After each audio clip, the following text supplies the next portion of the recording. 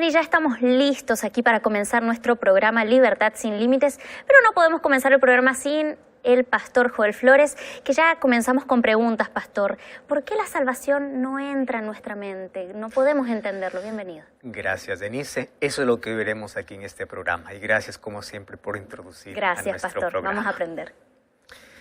El 17 de abril del año de 1987, cerca de Phoenix, Arizona, un grupo de paracaidistas se preparaba para un salto de 3.650 metros de altura. Todos allí comenzaron a saltar y el plan era unirse en una formación allí en el aire de manera espectacular. Sin embargo, Debbie Williams, una mujer que estaba allí dentro del equipo, calculó mal su caída y allí chocó contra otro paracaidista. Y sabes que el choque a unos 80 kilómetros por hora la dejó inconsciente. Ella, al chocar, fue arrojada lejos como una muñeca de trapo. Cuando pasó allí frente al instructor, que era Gregory Robertson, él vio la sangre cubriendo el rostro de Debbie. Entonces inmediatamente se posicionó y se precipitó más o menos a unos 290 kilómetros por hora. Y mirando allí hacia abajo vio que estaba fuera de su alcance. Parecía un caso perdido. Y a medida que el horizonte venía al encuentro del instructor, allí Gregory intentaba bajar cada vez más rápido, giró sus hombros y fue en dirección allí cerca de la joven que estaba inconsciente. Gracias a Dios logró alcanzarla. Y cuando la alcanzó, tomó la cuerda del paracaídas, tiró allí con fuerza y se alejó. El paracaídas se abrió y empezó a planear en dirección al suelo.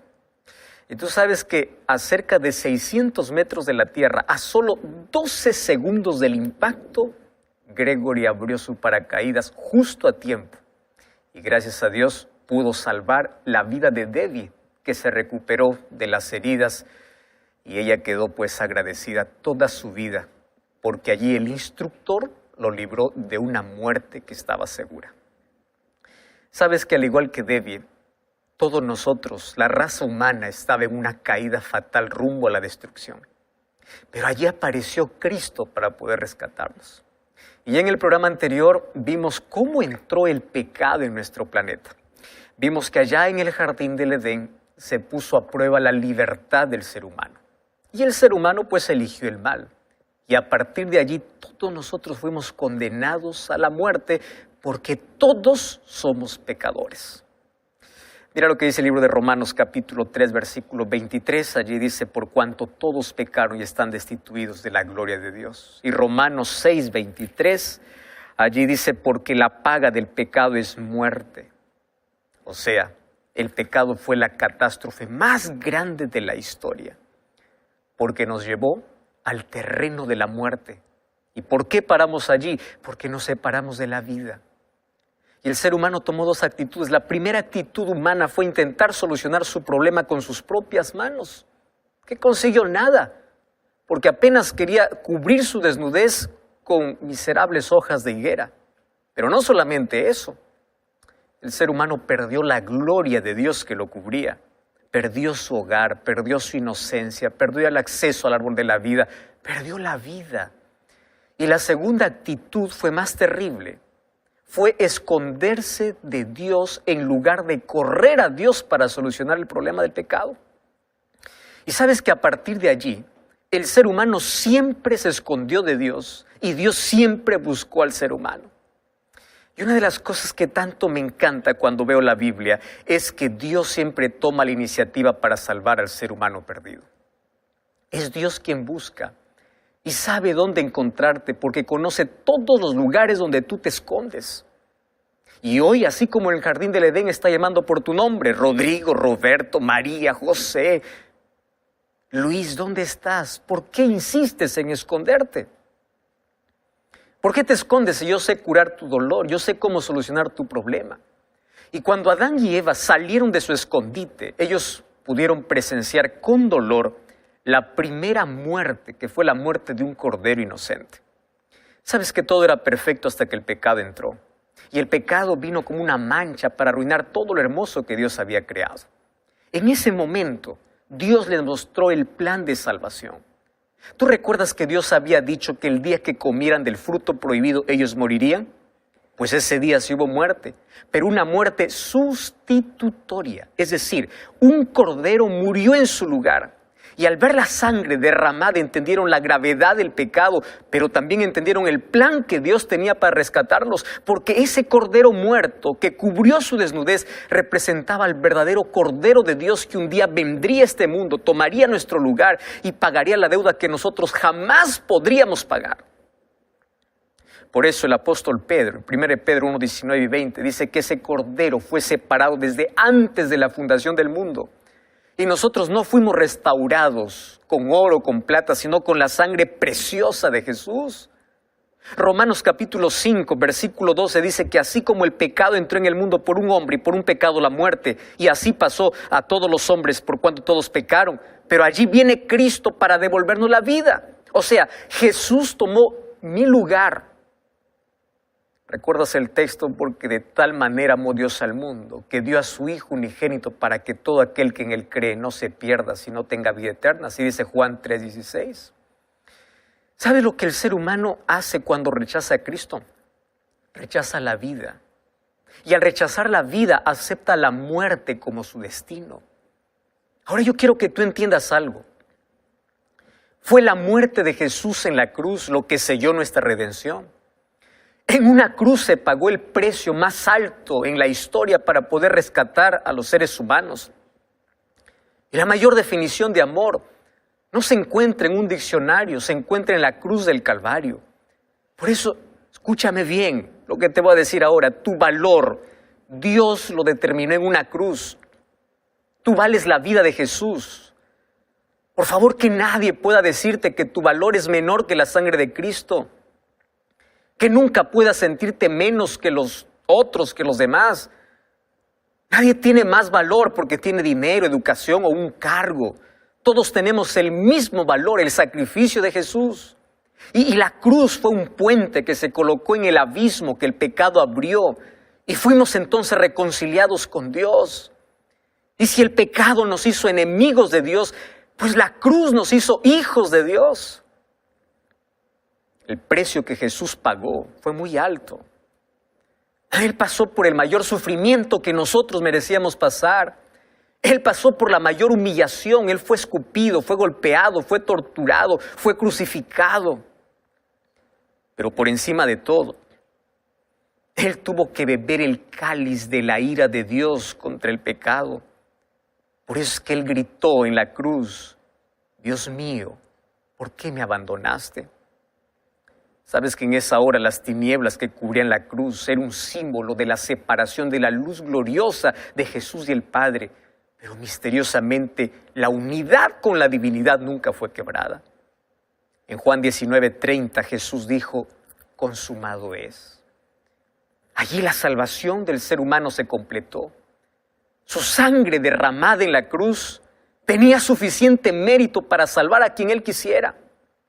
Porque aunque la salvación ha sido culminada, hoy Cristo continúa aplicando su beneficio por nosotros. ¿Dónde? En el santuario.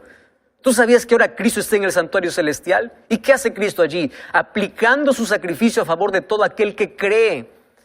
Porque aunque murió para salvar a toda la humanidad, solo será salvo aquel que cree. ¿Y qué significa creer? Aquel que acepta su sacrificio, aquel que decide aceptarlo como su salvador personal. Una pregunta interesante es: ¿por qué fue necesaria la muerte de Jesús?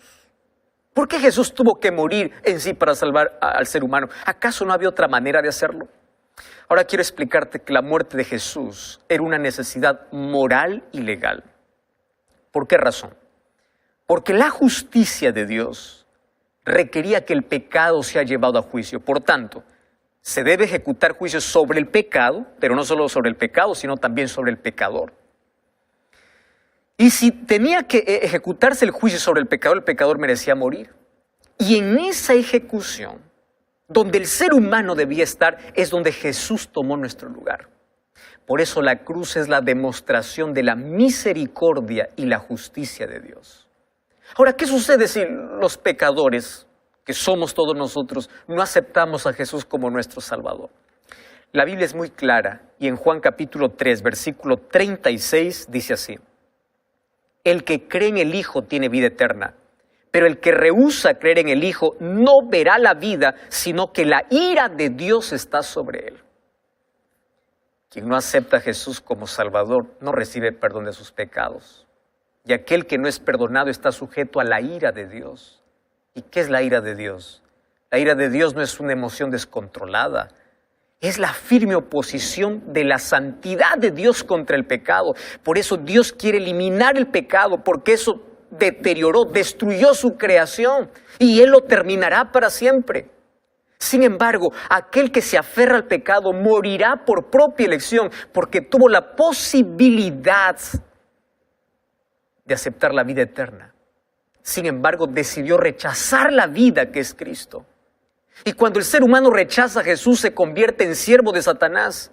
Y como se convierte en siervo de Satanás, tendrá las consecuencias inevitables que causa el pecado. Esa es la ira de Dios contra el pecado.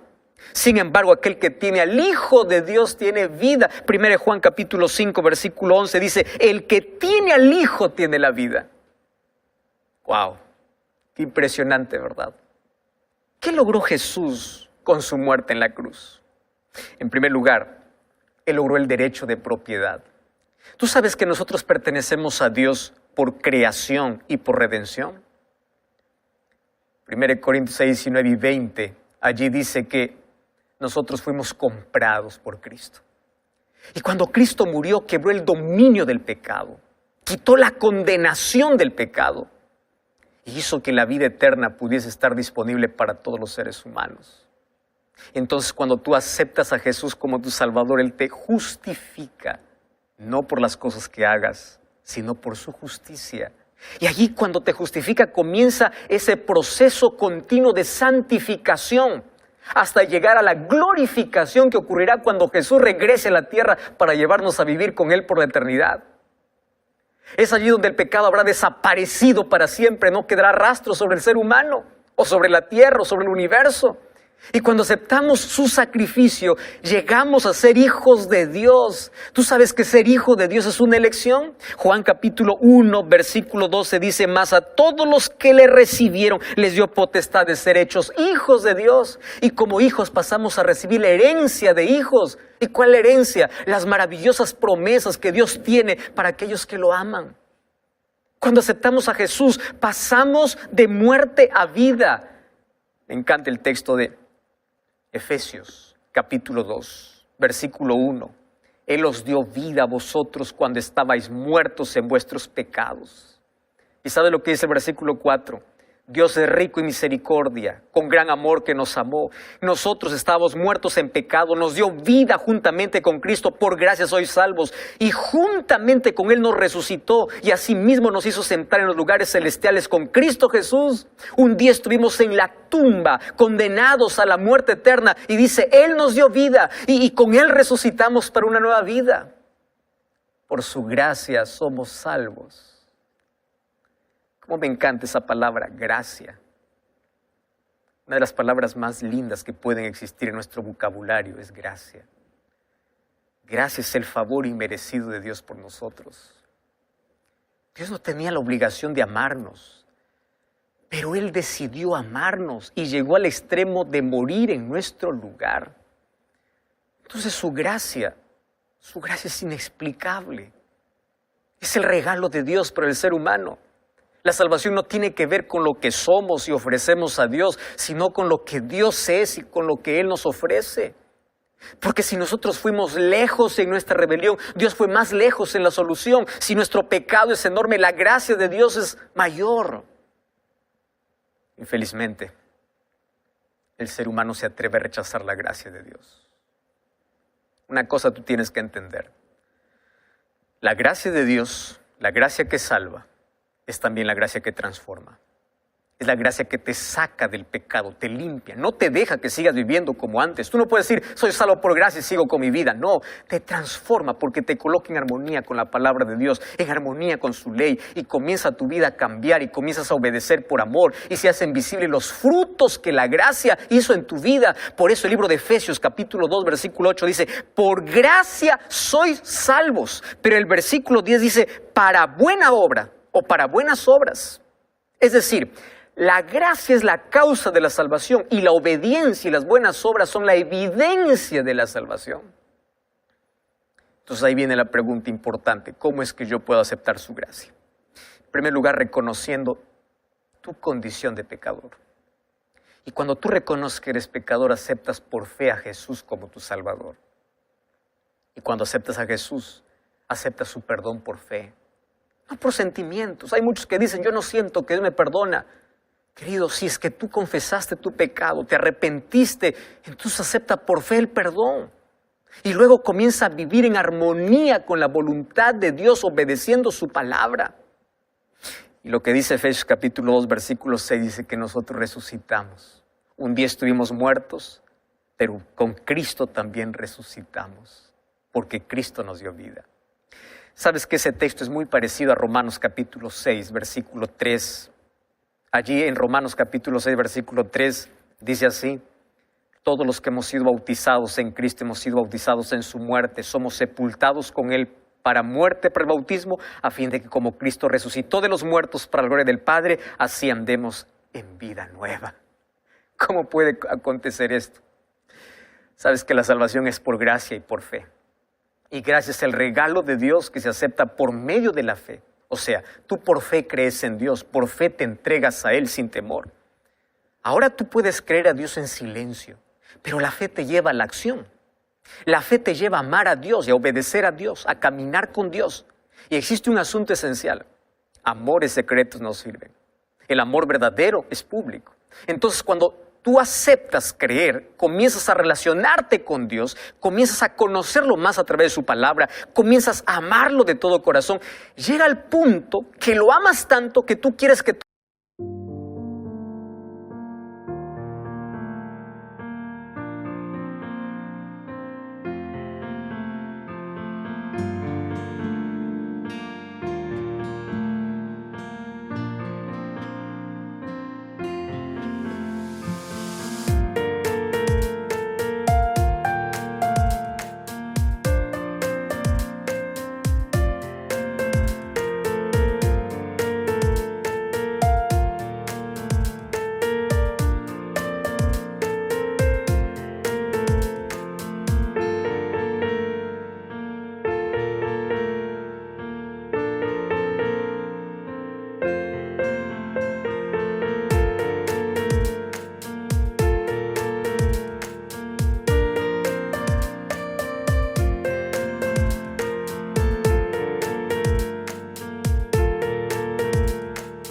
todo el mundo lo sepa y lo demuestras públicamente a través de ¿qué? Del bautismo. Por eso es que el bautismo es la manifestación pública de fe y de amor por Dios. Es un símbolo de que muero al pecado para vivir una vida nueva con Cristo. Por eso es necesario dar este paso de fe. Estoy hablando para ti que ya conoces de Jesús. Ya crees en Él, ya estudiaste la Biblia, pero mantienes en secreto tu amor. Hazlo público, naciendo para el reino de los cielos. Nace como una nueva criatura. En Juan capítulo 3, versículo 5 dice que necesitamos nacer de agua y del Espíritu. Y Marcos 16, 16 dice, el que cree tiene que ser bautizado. Entonces, ¿qué te impide hoy aceptar su gracia y caminar por fe? Pero si aún estás conociendo de Jesús, te invito a conocerlo más. Aquí ya ofrecimos un curso bíblico. Acá hay una dirección, un curso bíblico para que puedas estudiar la Biblia y puedas conocer a Jesús y puedas amar a Jesús. Pero si ya estás estudiando la Biblia, hoy puedes decidir dar ese paso de fe, ser bautizado. Busca una iglesia adventista, dile, yo ya estoy listo, ya comprendí que no puedo esperar más. Ya acepté la gracia de Dios, acepté la salvación. Yo no quiero desperdiciar más mi vida, no quiero más vivir rechazando a quien me puede perdonar, aliviar mis cargas, salvar y darme vida eterna.